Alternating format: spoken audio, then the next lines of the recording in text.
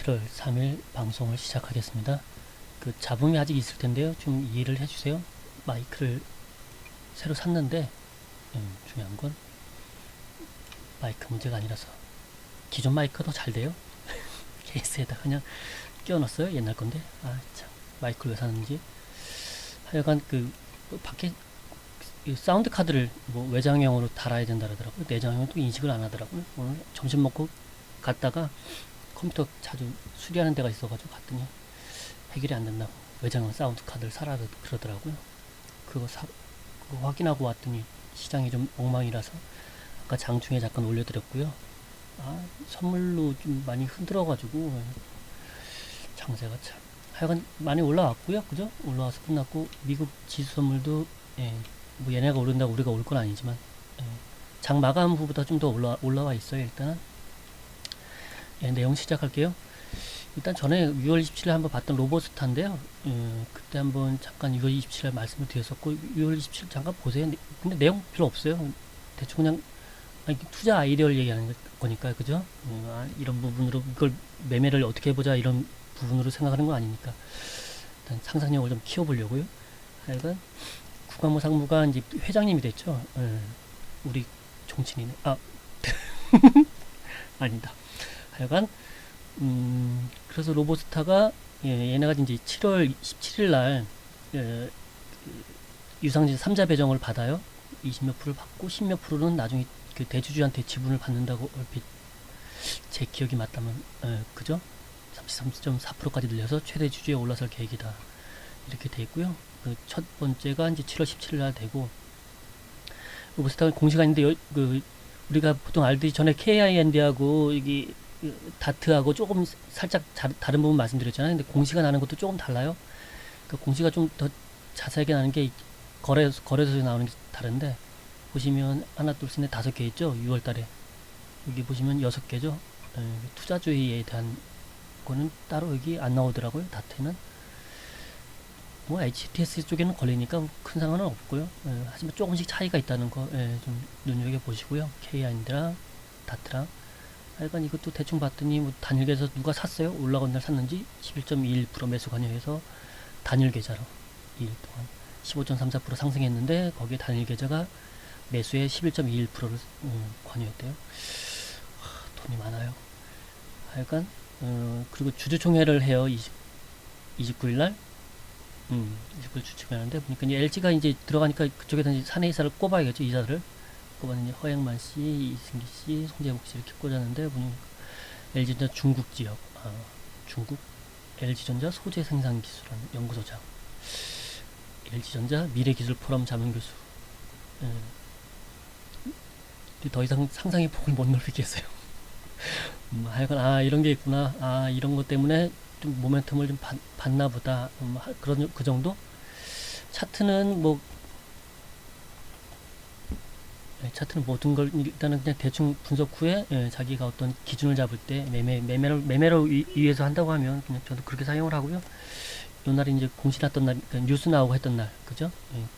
공시 나고 뭐 지분 매입한다고 3자 배정 유증 결정되고 고점 만들었던 날 바닥 32,500원만 안 깨지면 뭐 흐름에 큰 지장은 없는 것 같아요.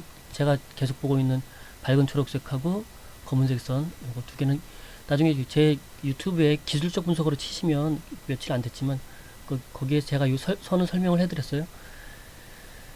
그래서 보시면 상승 추세죠.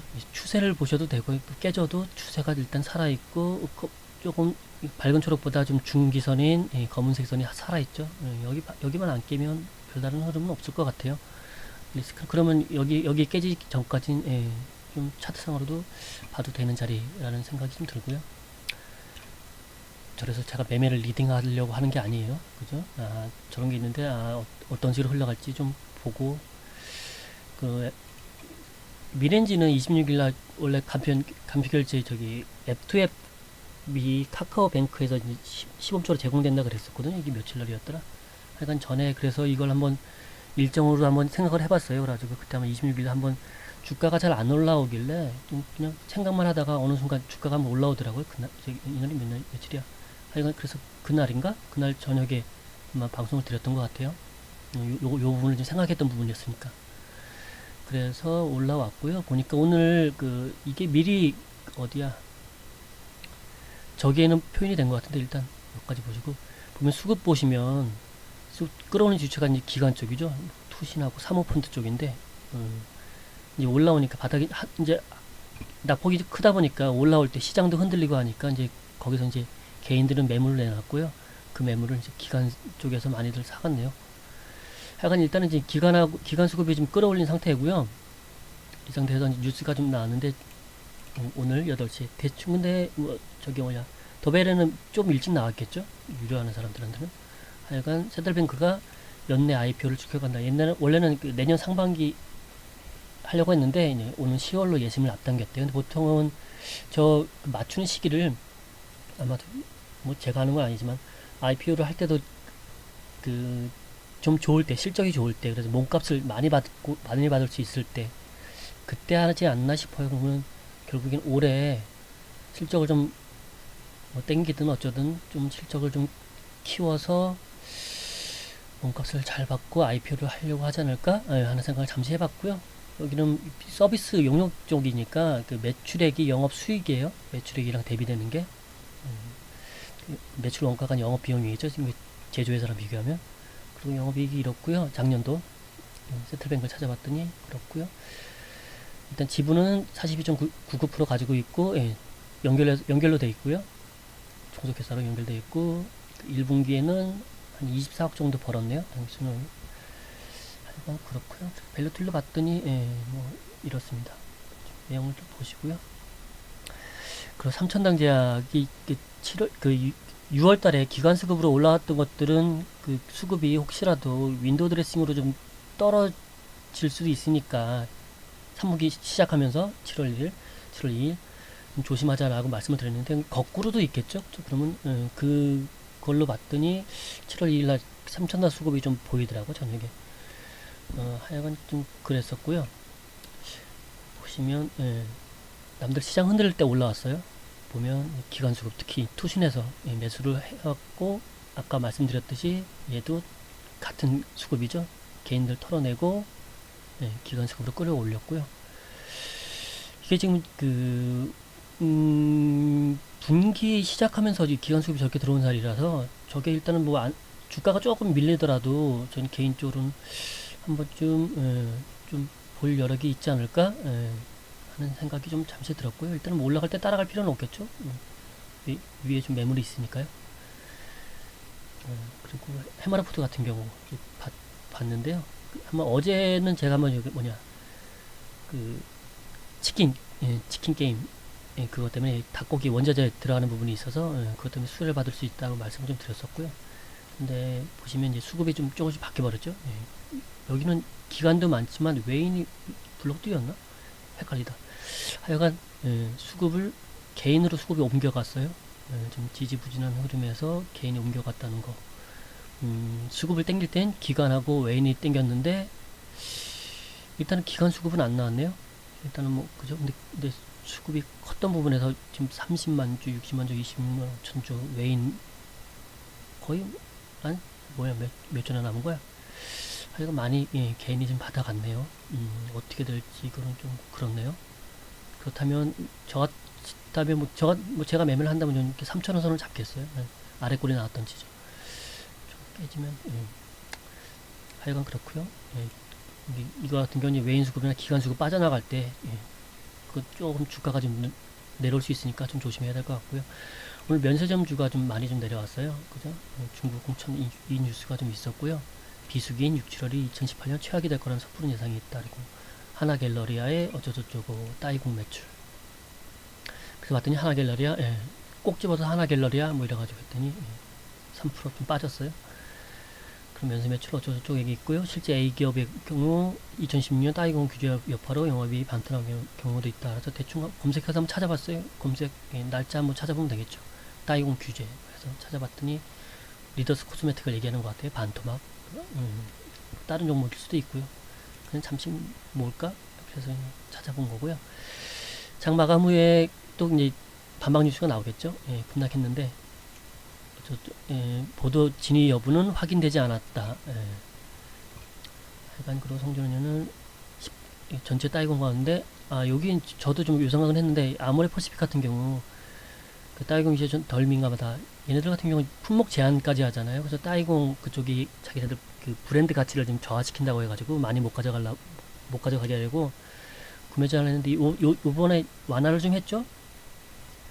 LG생활건강이 좀 많이 따가서 그런지 브랜드별 5개에서 품목별 5개로 좀 구매 완화 조치를 좀 했었고요. 약간 주가가 좀 그랬고 오늘 요거는 가끔씩 이게 좀 출처가 없는데 저 같은 경우 이렇게 웬만하면 복사할 때 그냥 복사를 해요. 어차피 자료 수집 차원에서 하고 보통은 그 출처가 같이 복사가 되는데 얘는 출처가 복사가 안 되는 이게 어느 증권사였더라? 거기서 그냥 텔레그램 채널에서 나왔던 내용이고요. 제가 쓴 게 아니고 하여간 매독스를 봤는데 내려왔더라고요. 근데 보시면 그 제가 계속 강조하는 게 제발 수급 시장이 흔들려도 흔들리되 밑바닥에서 하나 저 바닥에서 잡아보자 그래가지고 저가로 계속 내려가는 종목들 보시는 분들도 계시는데 제발 그러지 말으셨으면 좋겠어요. 특히나 시장 강할 때 시장이 약할 때 강했던 종목들도 흘러내려요. 보시면 시간대 보시면 그때 한번 1시 반 그죠? 주가 내려올 때잖아요. 근데 지켜야 될 선들은 지키거든요. 이런 종목들은. 그러면 이런 종목들에 차라리 그 매매를 하시는 게 짧게 보시는 분들이라도 그게 수익성 차원에서 참 좋아요. 왜냐면 이거 같은 경우는 사람들이 사고 싶은데 주가가 올라가잖아요. 시장은 안 좋은데 주가가 올라가요. 근데 이게 특히나 갑자기 시장이 쭉 빠지면서 얘도 윗거래가 나잖아요. 그러면 사람들은 대부분 좀 매매를 하는 사람들은 저 상황에서 아까 못 샀던 부분 저건 시장 영향 때문에 좀 추가적으로 빠지는구나 좀 더 갈 수 있었는데 그런 부분들을 매수세가 좀 몰린다고요. 신규 매수가 올 수 있다고요. 그리고 그 매수했던 사람들도 자기 수익권에서 손실선 아니면 어느 정도는 좀 인내를 해요. 차익 매물이 나올 수도 있지만 이런 것도 이제 차익 매물이 나올 수도 있겠죠. 이제 급한 사람들은 이제 단기로 쭉 올라왔으니까 시장이 갑자기 쭉 내려오니 좀 불안해서 차익 실현을 좀 해두자. 차익 실현 잘했네. 뭐 이런 식으로 매매를 하기도 하겠죠.